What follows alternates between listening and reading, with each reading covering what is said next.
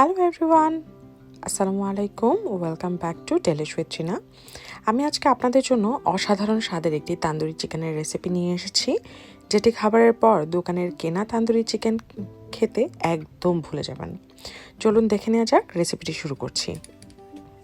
তো আমি এখানে ফার্স্টে একটি মিক্সিং বলে 1 চা চামচ মরিচের গুঁড়া, হাফ চা চামচ ধনের গুঁড়া, 1 চা চামচ তান্দুরি মশলার গুঁড়া, এটা আমি জাস্ট এখানে কালারের জন্য ব্যবহার করছি। আপনারা যে কোনো ব্র্যান্ডের তান্দুরি মশলা কিংবা রেড কাশ্মীরি চিলি পাউডারটাও ব্যবহার করতে পারেন। 1 চা চামচ ব্ল্যাক পেপার পাউডার, 1 চা চামচ চাট মশলার গুঁড়া। চাট মশলার গুঁড়া অথবা চটপটি মশলার গুঁড়াটা এখানে অবশ্যই ব্যবহার করতে হবে, এটাতে খুব সুন্দর একটা ট্যাঙ্কিনেস নিয়ে আসবে।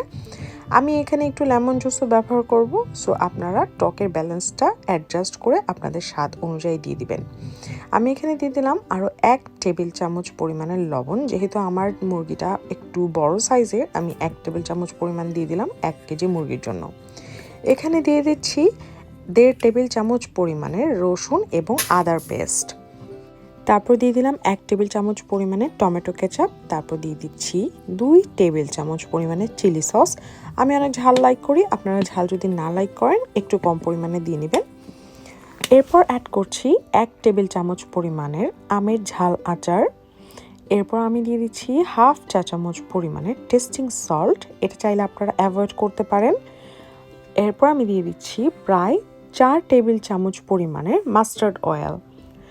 সবগুলো উপকরণকে একসাথে মিক্স করে নিচ্ছি। চাট মশলা, আচার এবং টেস্টিং সল্ট, এই সবগুলো উপকরণকে একসাথে মিক্স করার কারণে যেই সুন্দর একটা ফ্লেভার আসছে, সেটা একমাত্র আপনারা যখন ঘরে তৈরি করবেন তখনই বুঝতে পারবেন। নিঃসন্দেহে এটা খেতে খুবই মজার হয়েছিল। এটা কিন্তু আমার একটা সিক্রেট রেসিপি, আপনাদের সাথে আজকে আমি আমার সিক্রেট রেসিপিটি শেয়ার করে দিলাম। যাই হোক, এখন আমি এখানে চিকেনের মধ্যে এরকম করে গ্যাস করে নিয়েছি। গ্যাস বলতে হচ্ছে চিকেনের মাঝখানে এরকম 1/2 ইঞ্চি পরিমাণের কাটা করে নিয়েছি, যার মাধ্যমে মশলাগুলো খুব সুন্দরভাবে চিকেনের ভেতর ঢুকে যাবে। খাওয়ার সময় পুরো মশলার ফিলটা আপনারা পুরো মাংসটা জুড়েই পাবেন। মাংসটা ম্যারিনেশনের জন্য 3 ঘন্টার মতো সময় দিতে পারলে সবচেয়ে ভালো। যদি না পারেন সর্বনিম্ন 1 ঘন্টা এটাকে অবশ্যই ম্যারিনেট করে রাখতে হবে, আদারওয়াইজ এটার প্রপার টেস্টটা পাওয়া যাবে না। যাই হোক, মাংসটাকে আমি আজকে 2 ভাবে কুক করব। আপনারা চাইলে শুধুমাত্র এটাকে চুলায়ও কুক করে নিতে পারেন, কিন্তু এটার একদম অথেন্টিক একটা তান্দুরি ফ্লেভার পেতে হলে আমি আজকে যেভাবে দেখাচ্ছি ঠিক সেভাবেই আপনাদের করতে হবে।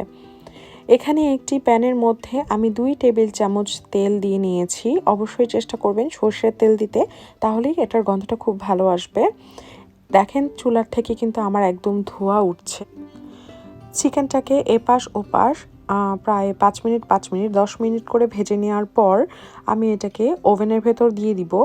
200 ডিগ্রি সেলসিয়াসে আমি এটাকে প্রায় 25 মিনিটের জন্য ওভেনের ভেতর দিয়ে দিব। দেখতেই পাচ্ছেন এই অবস্থায়, যেমন সামান্য একটু উপর থেকে কালারটা চেঞ্জ হয়েছে কিন্তু ভেতরটা পুরোপুরি নরম আছে। এই অবস্থায় আমি এটাকে ওভেনের ভেতর দিয়ে দিচ্ছি। বাকি মশলাগুলো উপরে ব্রাশ করে দিয়ে দিচ্ছি, কারণ আমি ওয়েস্ট করা একদম পছন্দ করি না। তো এভাবে আমার এটি 200 ডিগ্রি সেলসিয়াসে 25 মিনিটসের জন্য ভেতরে থাকার পর এই তো একদম রেডি টু সার্ভ হয়ে গিয়েছে। আমি এটাকে নান রুটির সাথে পরিবেশন করেছিলাম এবং একটি শসা রায়তাও পরিবেশন করেছিলাম এটির সাথে। এত ইয়ামি হয়েছিল, আপনারা আসলে একবার না বানিয়ে খেলে বুঝবেন না।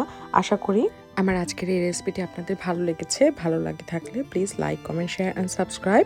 Thank you so much everyone. আশা করি দেখা হবে নেক্সট কোনো ভিডিওতে। আল্লাহ হাফেজ।